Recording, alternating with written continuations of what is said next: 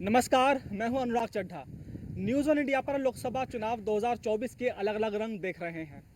जब लोकसभा चुनाव 2024 की शुरुआत हुई थी तो चुनाव बिल्कुल नीरस लग रहा था।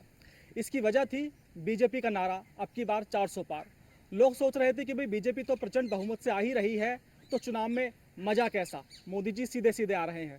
लेकिन चुनाव की शुरुआत के बाद जैसे ही पक्ष विपक्ष में बयानबाजी का दौर शुरू हुआ तो चुनाव में थोड़ा थोड़ा रोमांच आया।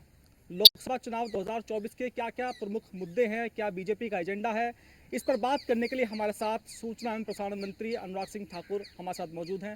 अनुराग जी, बहुत बहुत शुक्रिया न्यूज़ इंडिया से बात धन्यवाद करने के अनुराग लिए। जी। सर, सबसे पहला सवाल मेरा ये है, जो ताज़ा मुद्दा है वो है देश के गृह मंत्री अमित शाह के फेक और एडिटेड वीडियो का, जिसमें साफ तौर पर दिखाया जा रहा है कि रिजर्वेशन को लेकर किस तरह से वीडियो तैयार की गई। तो क्या चुनाव जीतने के लिए या चुनाव में आने के लिए विपक्ष कुछ भी करेगा? क्या कहना है इस पर आपका? देखिए, मैंने दो बातें आपके सवाल से निकल कर आती है कि आपने सर शुरू में कहा रोमांच नहीं था सर चुनाव में, और दूसरा चुनाव एक तरफा आपने कहा लग रहा था।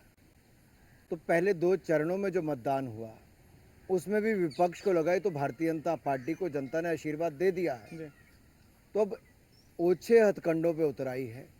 आप देखिए क्या किया, भय भ्रम अफवाहें फैलाने का काम किया, और उसके लिए किसी भी तरह की रणनीति। जी पहले कहा संविधान खत्म हो जाएगा, फिर कहा ये लोकतंत्र को कुचल देंगे, फिर उन्होंने कहा कि आरक्षण खत्म कर देंगे। जब इनका कोई मुद्दा चिपकता हुआ नजर नहीं आया तो अब डीप फेक वीडियोस पर आ गए। मैं सब बातों पर आपको उत्तर देना चाहता हूँ। जी ये डीप फेक वीडियो जो अमित भाई का बनाया है, आप देखिए अमित भाई ने क्या कहा था कि कांग्रेस ने जो अनुसूचित जाति, जनजाति और पिछड़ा वर्ग का आरक्षण छीनकर मुस्लिम को दे दिया है, भारतीय जनता पार्टी अनुसूचित जाति, अनुसूचित जनजाति और पिछड़ा वर्ग को उनका हक वापस दिलाएगी। जी इनके कांग्रेस ने छीना है एससी, एसटी, ओबीसी का, हम तो वापस दिलाने की बात करें। इन्होंने उसी वीडियो को घुमा फिरा कर उल्टा करके दिखा दिया।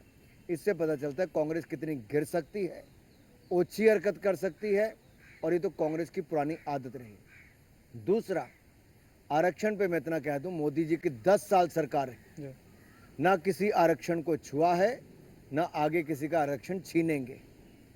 तीसरा, मोदी जी ने तो बाबा साहब अंबेडकर जिन्होंने संविधान दिया उनको मान सम्मान दिया, पंच तीर्थ बनाए, उनके दिए संविधान पर माथा टेका नरेंद्र मोदी जी ने पहले दिन, जी और कहा मैं सबका साथ सबका विकास करूंगा।